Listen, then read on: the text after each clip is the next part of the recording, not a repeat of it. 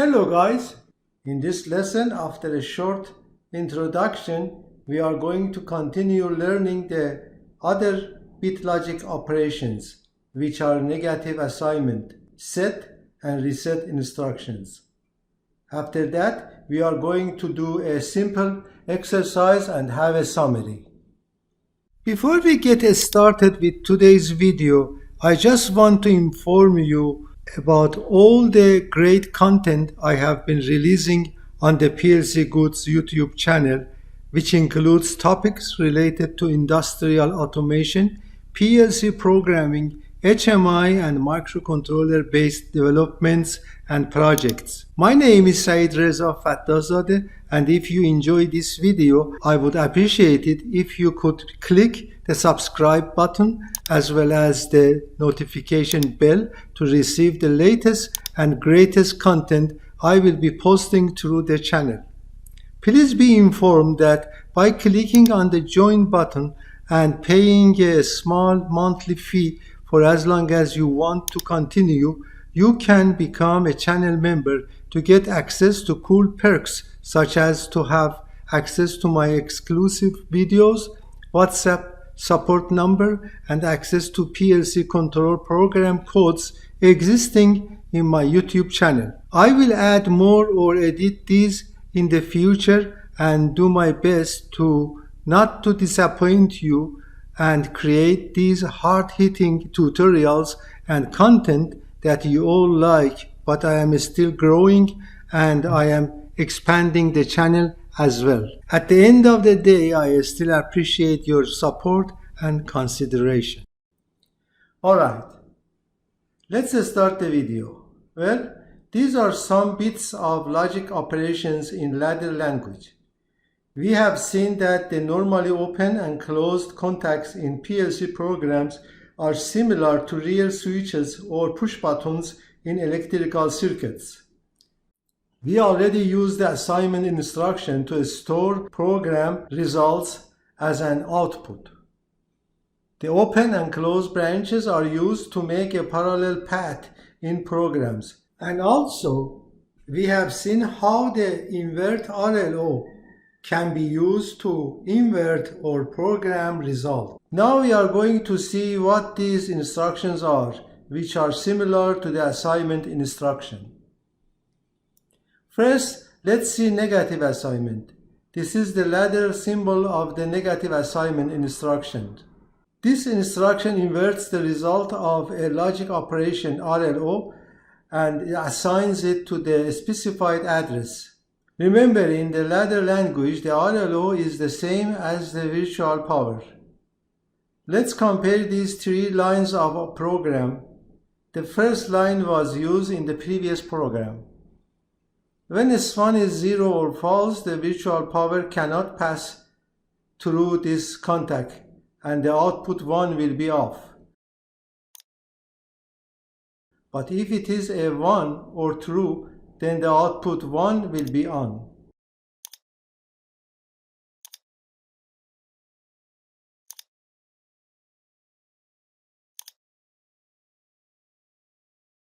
Like the first line, in the second line, when S1 is false, the virtual power cannot reach the second output, but here we have used a negative assignment instruction which inverts the RLO. Now here we don't have the virtual power, so the RLO is 0. Then the negative assignment instruction inverts it to 1. So this instruction turns the output 2 on. Let me clean the screen a little.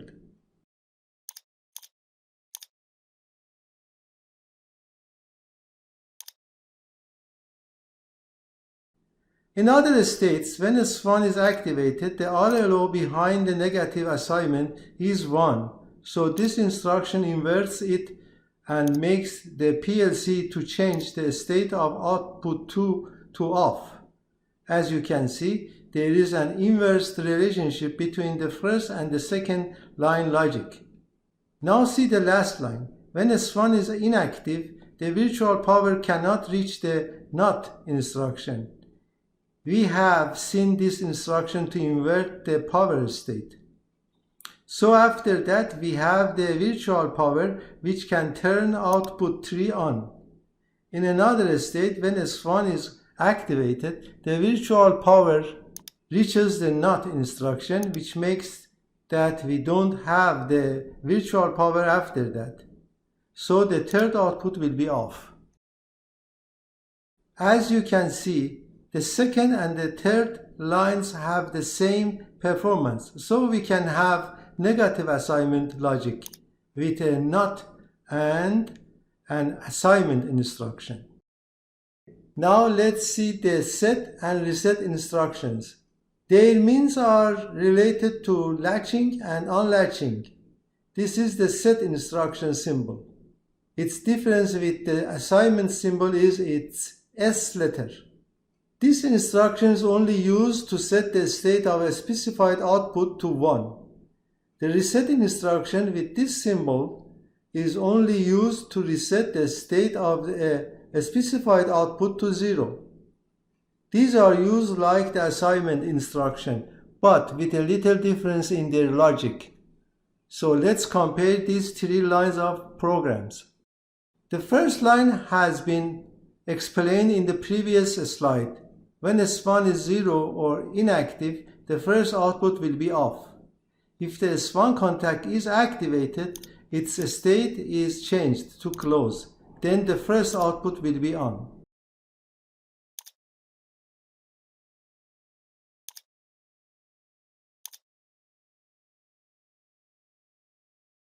Now see the second line, which has a set instruction. When the set is not activated, it won't do anything. So the second output holds its state. It means if the second output is 0, it will remain 0. And if it is 1 or activated, it will be 1. When S1 is activated and it changes its contact to closed, the virtual power reaches the set instruction, and then this instruction activates the second output, whether it is 0 or 1.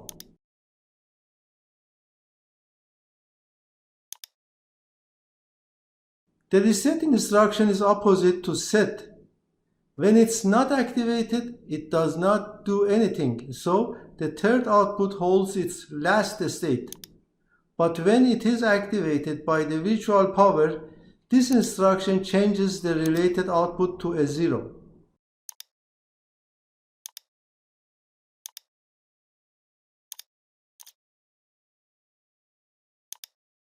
Okay, we will do a project to have a much better understanding of these instructions.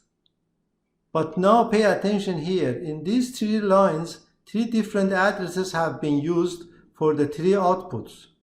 Now what is your opinion of this program, which has used the same address for all outputs? The main point is how the CPU executes this program.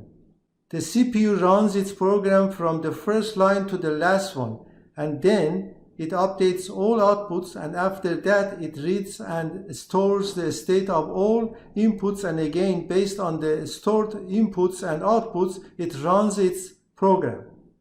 So the CPU does not use physical inputs or outputs in the middle of the program executing. First, suppose the I0.0 address with the tag S1 is inactive or 0. Then based on the first line, the CPU turns output 1 off, which its address is Q0.0. Then based on the second and third lines, the CPU does not change the state of output 1 and it will remain 0. So the CPU turns the output off. Well, at the second executing, suppose I0.0 is 1. So this contact with I0.0 address changes to close and pass the virtual power. So the CPU decides to turn this physical output on, but the CPU won't do it until it is executing the whole program. Also pay attention, in the middle of executing the program, the CPU does not see any change in its physical inputs. Based on the second line, the CPU decides to set the output on.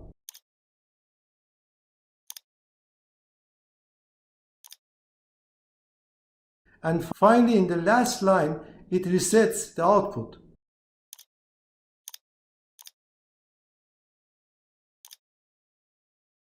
So, based on the last line, the CPU decides to turn off its output. As you can see, the output will be off, even if the input is 0 or 1.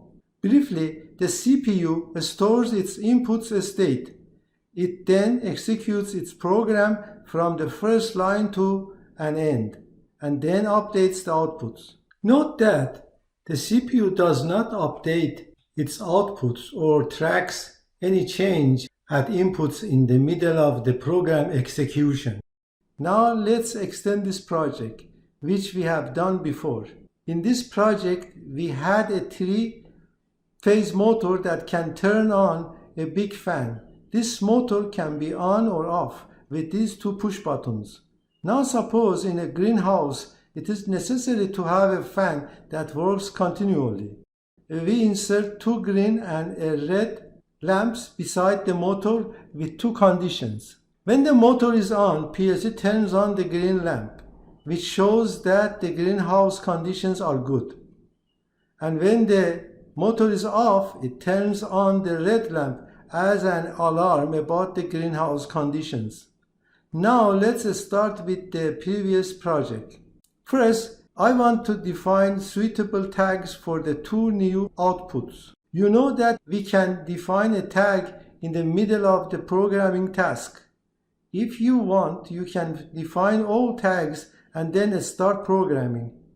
On the left side, click on PLC tags and double-click on the Show All Tags. Here you can see all PLC tags to manage them. Now you can see the previous tags, which have been defined before. Let me define the H1 tag for the green light with the output address of Q0.1.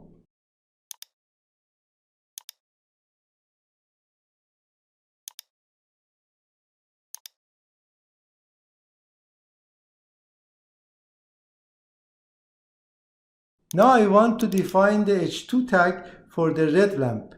As you can see, we can change all of the addresses on the address columns. Here we must determine that the address refers to which PLC input, output or memory. Then it determines its byte and bit number. Here is my red lamp with an H2 tag, which is connected to the Q0.2. So I define this address for the H2 tag.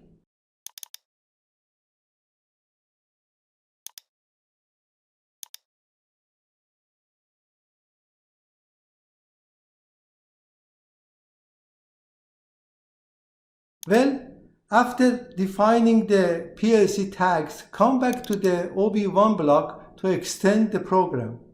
We don't need to change this program, which is related to the 3-phase motor. So I am going to write a program for the green lamp in the next network. We want, when the motor is on, the green lamp to be on as well. So we can use the 3-phase motor program for the green lamp too.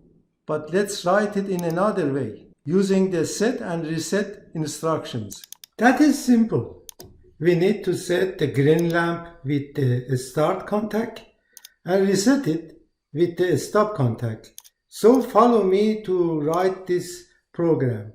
As you can see, I can use tags instead of addresses because we have defined them before inside the PLC tags table.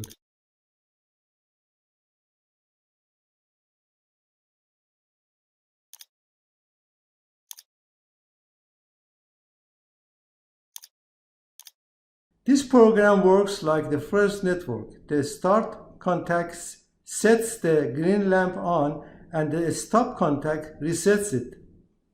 Pay attention, if both contacts are activated, the green lamp will be off, because the CPU executes the reset instruction after the set, so the reset has priority over the set instruction. Finally, the state of the red lamp is the inverse of the green lamp. So, in the next network, I am going to use a contact for the green lamp with a negative instruction for the red lamp.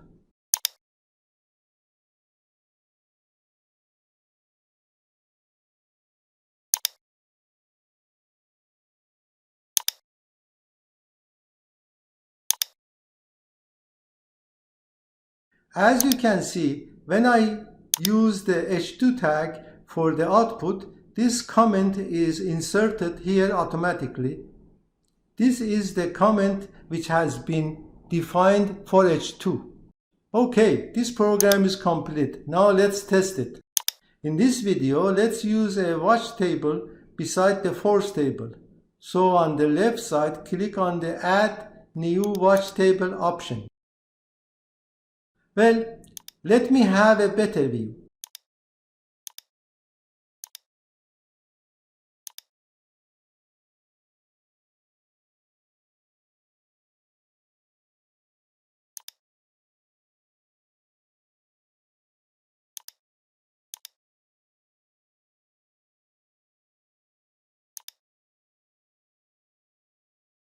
Now inside the watch table, select the three output addresses to see their values.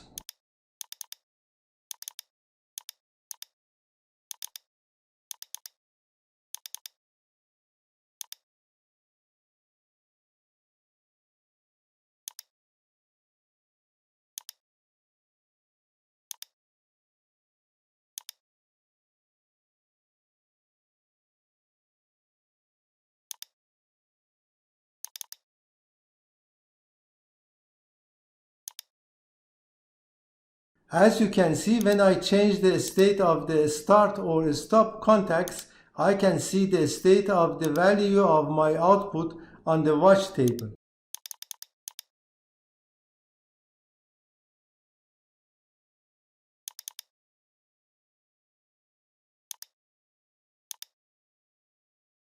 Similarly, let me test the program on my PLC. The main point is closing a virtual CPUs and configuring the PLC hardware correctly, which has been mentioned already.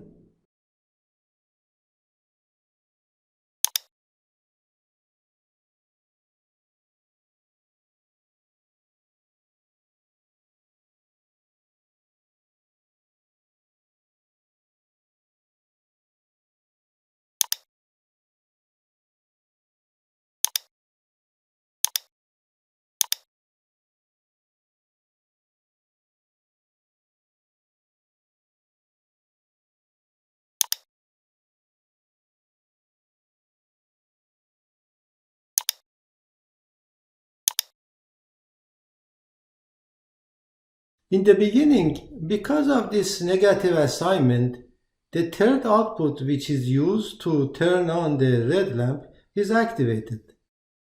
Now let's use the watch table.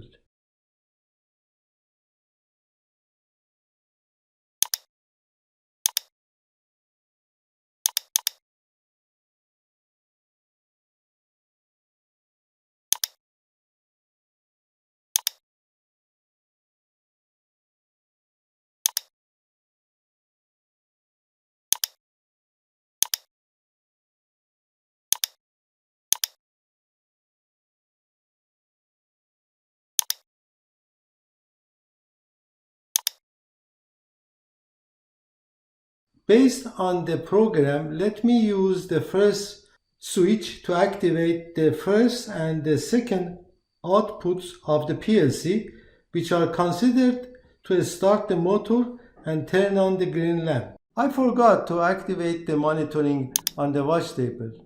Note that by using the watch table or the PLC LEDs, we can view which outputs is on or off.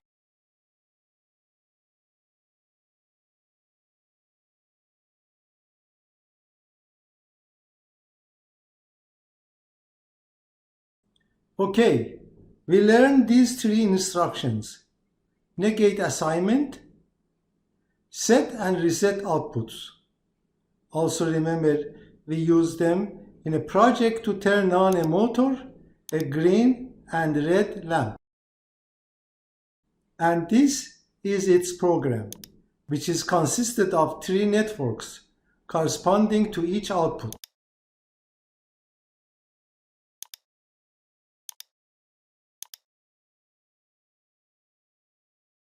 Let's review the three instructions. This is the FPD symbol of the negate assignment. Its input Q0.1 is on the left side, and this address Q0.2 is its output. If the RLO at the input of the box is a 1, the output is reset to a 0. And if the RLO at the input of the box is a 0, the output is set to a 1. Well, this is the symbol of the set in the FPD. If the box input receives the signal state 1, the output Q0.0 is set to a 1. If there is an RLO of a 0 at the box input, the signal state of the output remains unchanged. This is the symbol of reset instruction.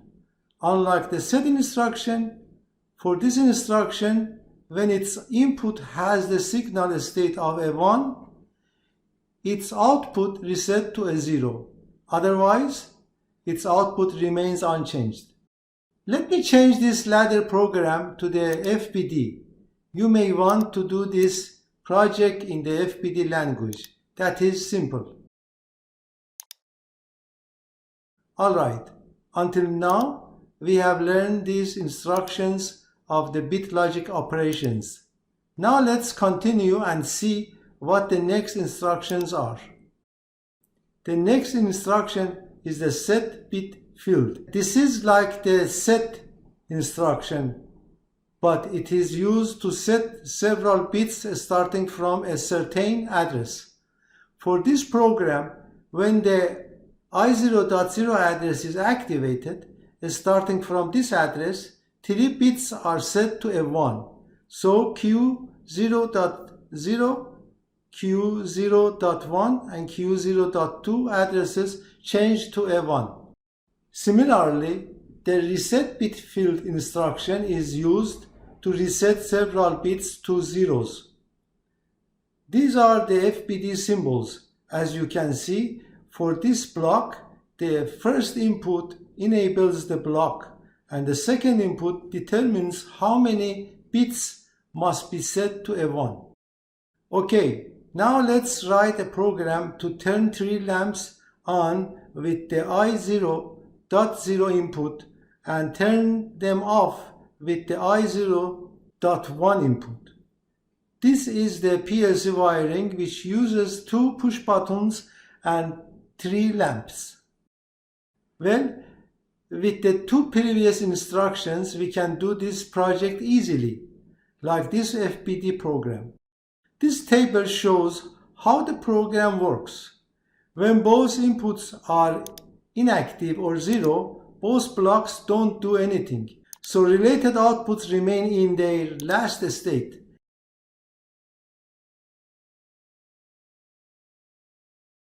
When only I0.0 changes to a 1, it enables the set bit field instruction and set Q0.0 and 0.1 and Q0.2 to a 1. When only I0.1 is activated, the reset bit field instruction resets the 3 outputs to 0.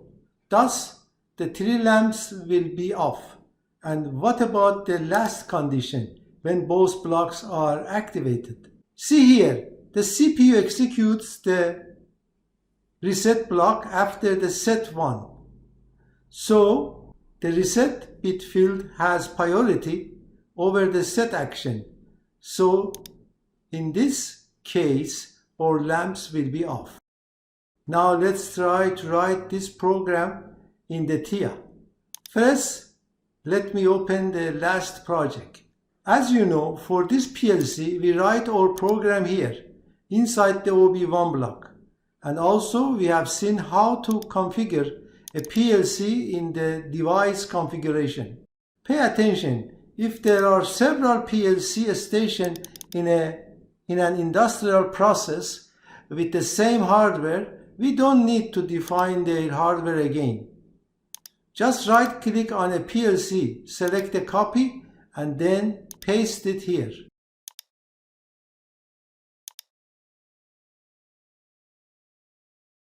Now we have another PLC with the same hardware, program and tag settings.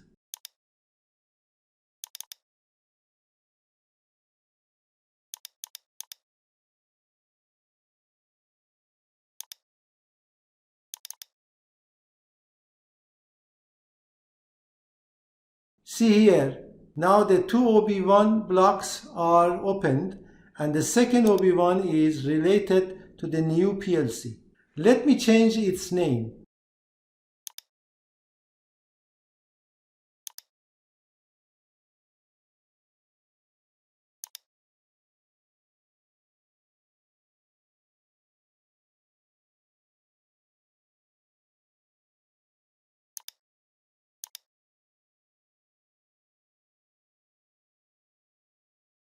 Here I want to write a new program. So let's clear its related current program and tags.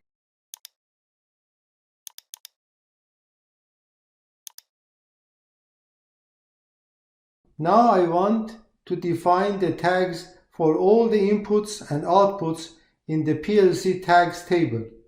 See the PLC wiring. There are two push buttons connected to the PLC inputs and outputs with the Q0.0 address to Q0.2 are connected to the three lamps and their tags are H1, H2 and H3. So let's define the tags based on this PLC wiring.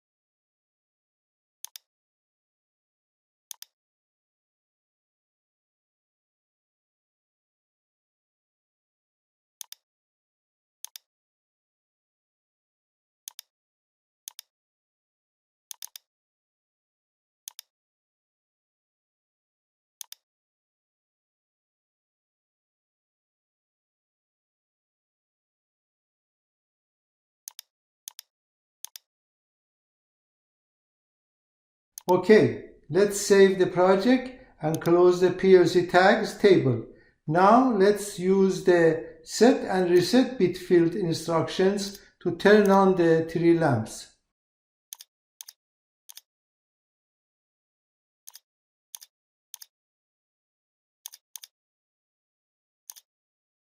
Now I can use the tags which have been defined inside the PLC tags table.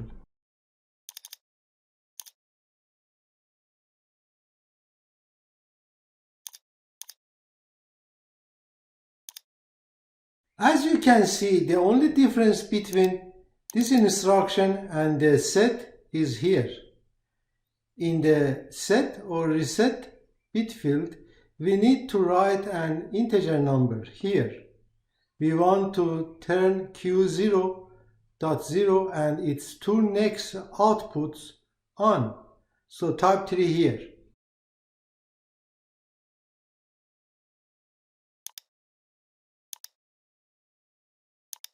Try to test the program similar to the previous videos. Also, if you change the programming language to the FBD, you will see this program which has been explained before. Now let's see another instruction. Well, the next instructions are the SR and RS flip-flops with the set and reset inputs, which I explained them before. Here it takes care of using the SR and RS. As you can see, at set reset flip-flop, the reset input is lower than the set. So if both inputs I0.0 and I0.1 are activated, the CPU first sets the output to 1, then it resets it to a 0. Therefore, its final output is reset to a 0. The RS flip-flop functions similar to the SR, but it's the set action has a priority over the resetting. Now let's work out a simple project. Let's write a program to turn the motor on with I0.0 and turn it off with I0.1 or I0.2. Remember, with the same PLC wiring, we did a project to turn a motor on or off before. Now here is a normally closed emergency push button that is added to the program. Therefore, when any of the stop or emergency push button is pressed, the motor is turned off. Okay, you may stop watching this video to try to do this project by yourself. After trying it out, you may follow me and compare your solution to mine. I start from my previous program. Like this program, I want to set and reset an output, not 3 outputs. So I need to use some simple set and reset instructions. Well, I can delete this program and insert the instruction from the right side list. Also, if I click here, similar operands are shown as well. So let's select the set instructions. Also, let's change the reset bit field instruction to the simple reset.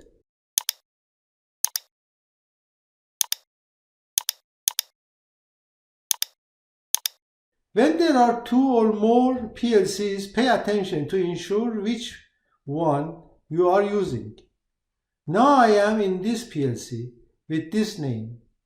Now let me modify the use tags to have a better program solution. Let's open the PLC tags table. Here the first and the second tags are suitable. Let's change the Q0.0 tag from H1 to motor. I don't need the next tags, but I need to define an emergency tag.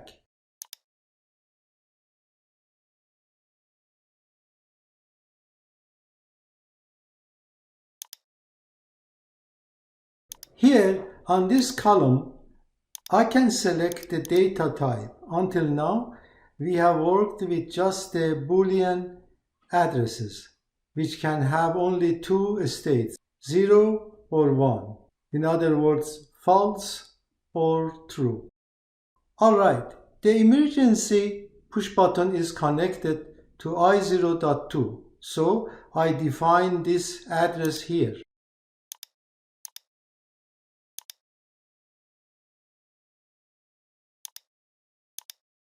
Now let's save the settings and come back to the OB1 block. As you can see, the I0.0 address set the motor to on and the I0.1 contact resets it to off. But in this project, we have the emergency push button beside the stop one, which resets the motor off. Remember, the stop or emergency conditions turn the motor off. So we need an OR logic. So let's click here and then insert an OR block. Now let's use the emergency address or its tag here. Note that this program won't work correctly. Why? See the PLC wiring again. I have used a normally closed push button for an emergency, not a normally open push button. So in usual conditions, the I0.2 address is on. Thus, this program turns the motor off in usual conditions, and also if it is pressed in emergency conditions, this program won't reset the output. Here we must invert the I0.2 address. In the ladder language, we can use a normally closed contact to invert this condition. Here in the FBD language, we can use the invert RLO instruction to invert the result of the logic part of our program. Now let's simulate this program like the previous projects. As you can see, when PLC is started with its normal conditions, I0.0 and I0.1 are false and I0.2 is true. And the watch table shows the motor is off. When the start contact is activated, the motor will be on, and now if the emergency push button is pressed, the I0.2 address will change to 0 and the output will be off respectively.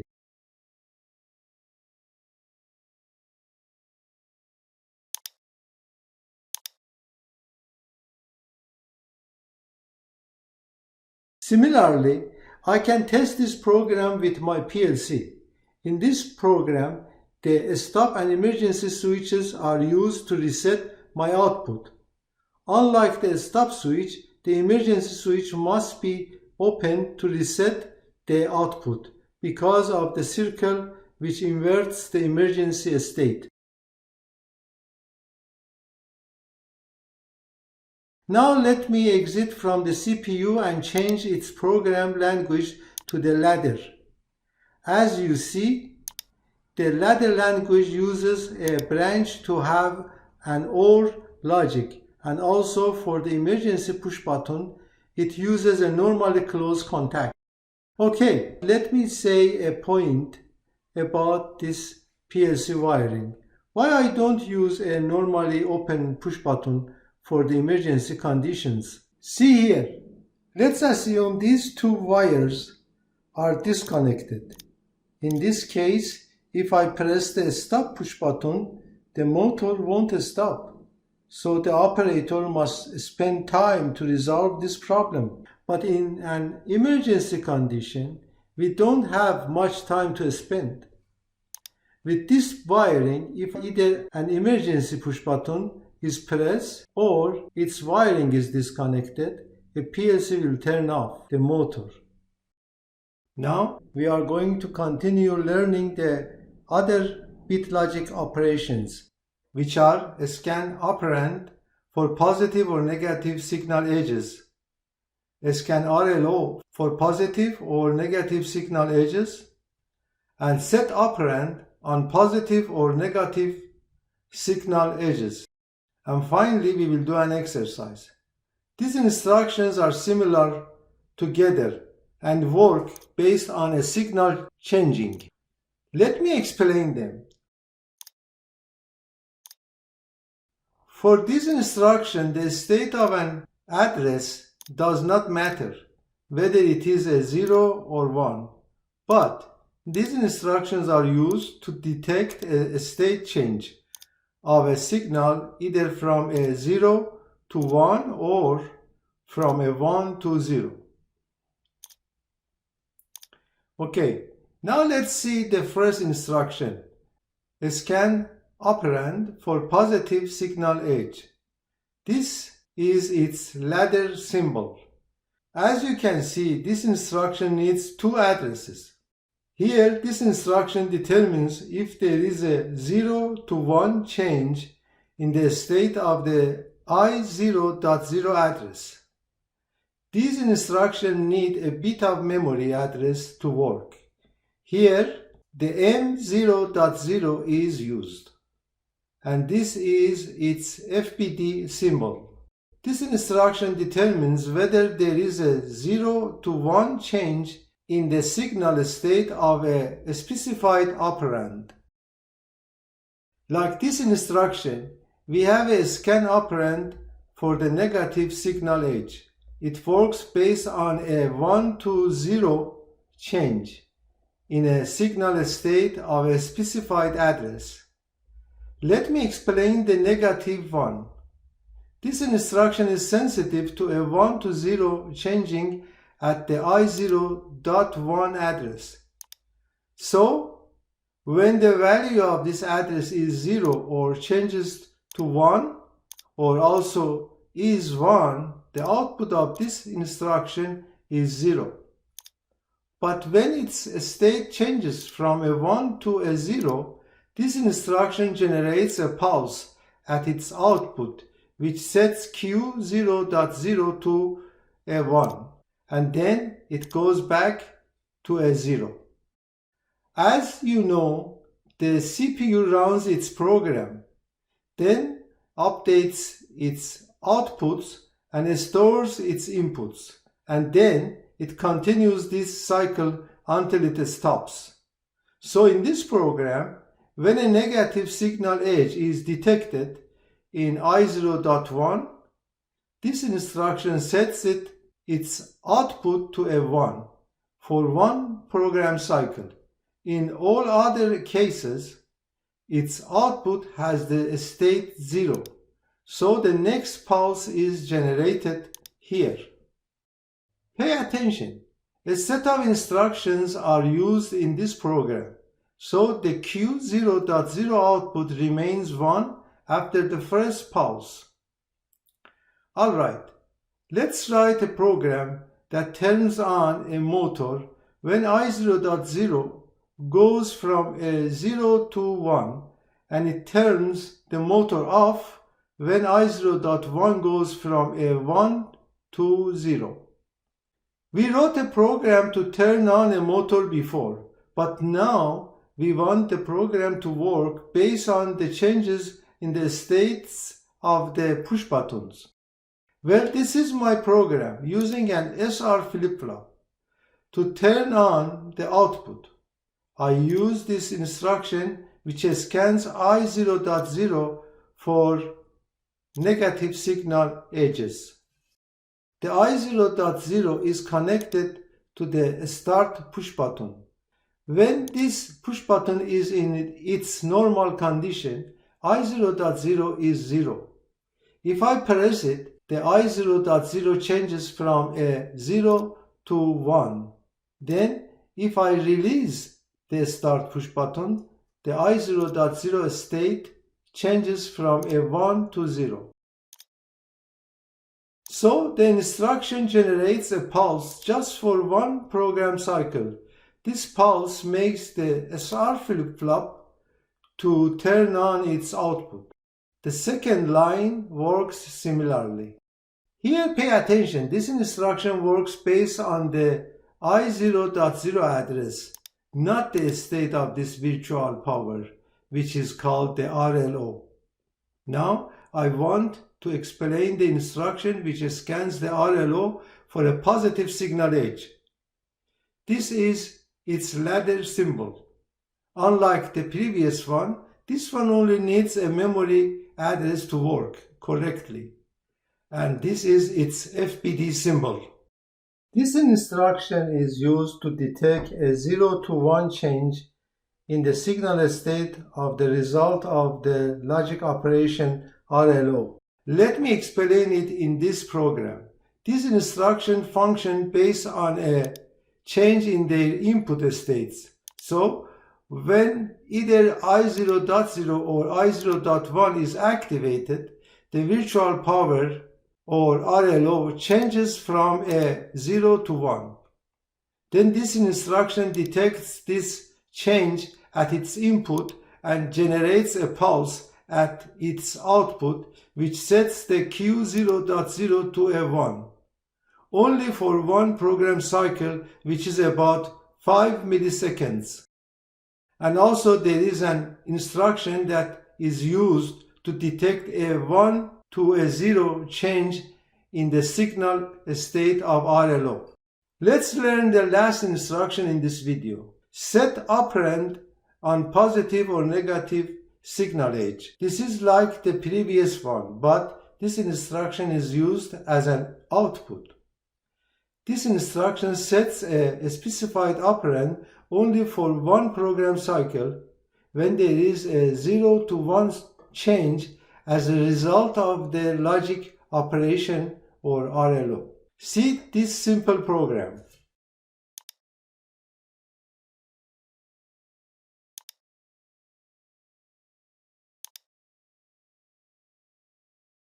When I0.0 changes to close, this instruction detects the RLO change from a 0 to 1.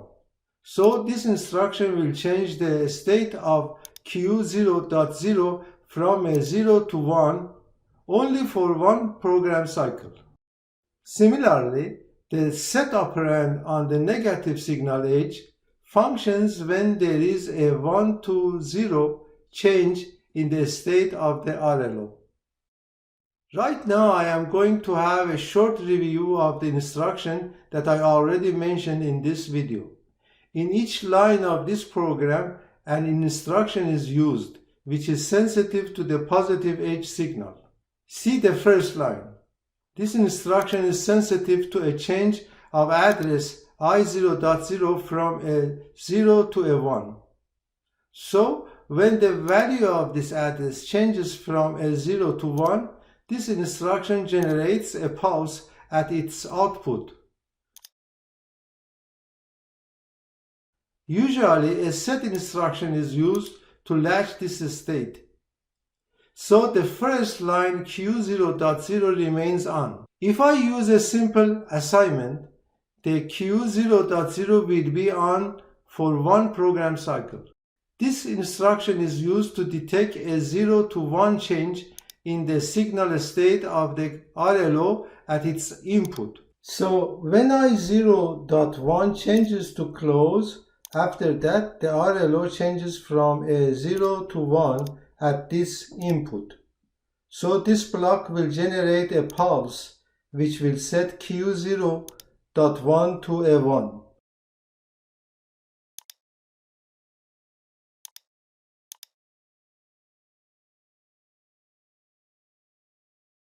In the last line, when I0.2 changes to close, this instruction sets its output to a 1, just for one program cycle.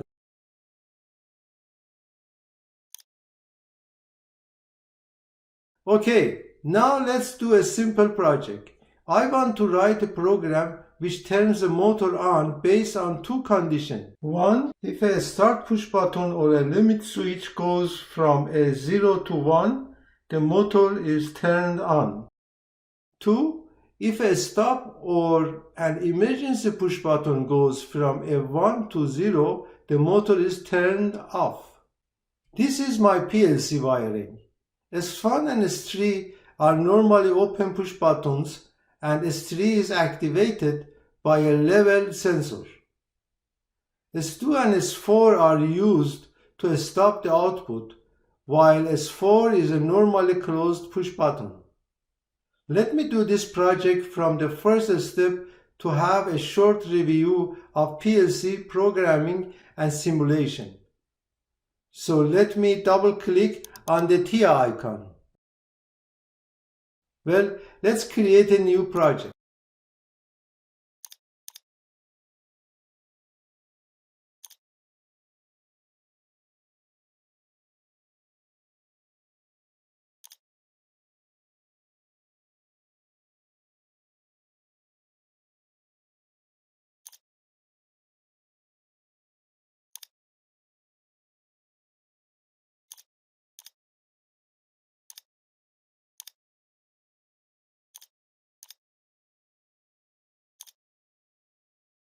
Before writing the program, let me say a point. As you know, each PLC input or output has an address. So if you select your PLC in this window, in the IO addresses section, you can change the default addresses.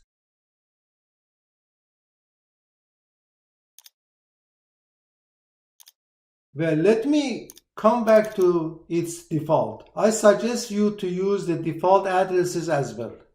Okay, now let's write a program. So let's open the OB1 block. Let me use the FBD language to write the program. Well, first I use a SR flip-flop to set and reset my output.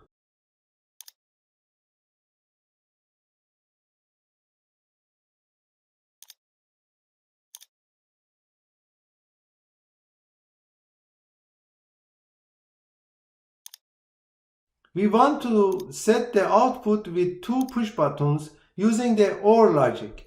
So I insert an OR block here. Let's see PLC wiring again.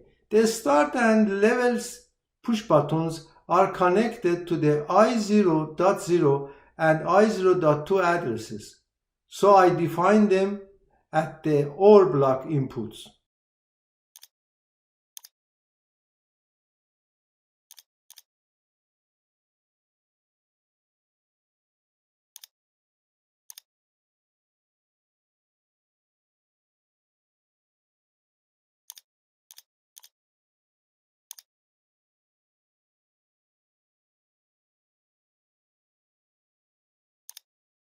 Pay attention here. The motor will be based on positive edges at PLC inputs. So I click here and then add this instruction. As you know, here I need to write a bit memory address. Pay attention that you must not use this address again.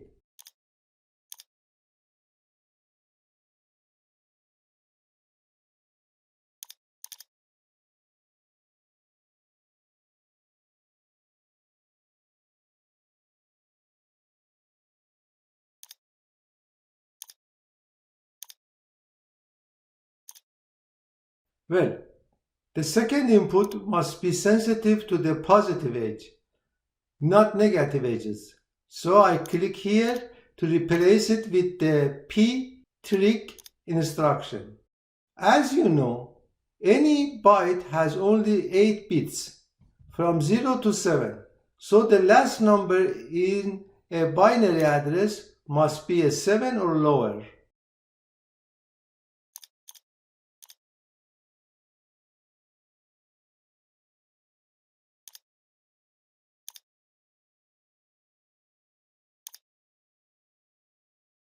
For the second part, I need a scan RLO for negative signal edge instruction. Well, in my PLC wiring, the stop and emergency push buttons are connected to the I0.1 and I0.3.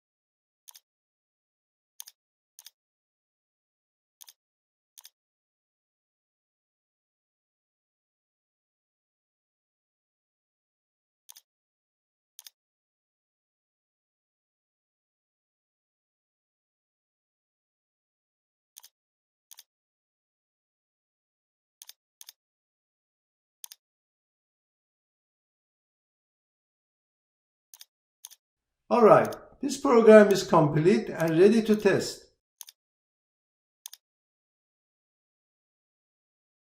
Now let me test the program on my PLC. As you can see, PLC can turn on the output with a positive signal at its first input. Also, when I change the next switch to turn off the output, it remains on because of this instruction which detects negative pulses.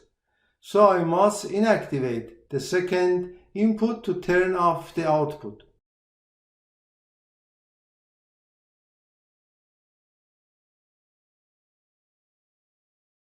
In the next video, we will see how to use the Factory IO software.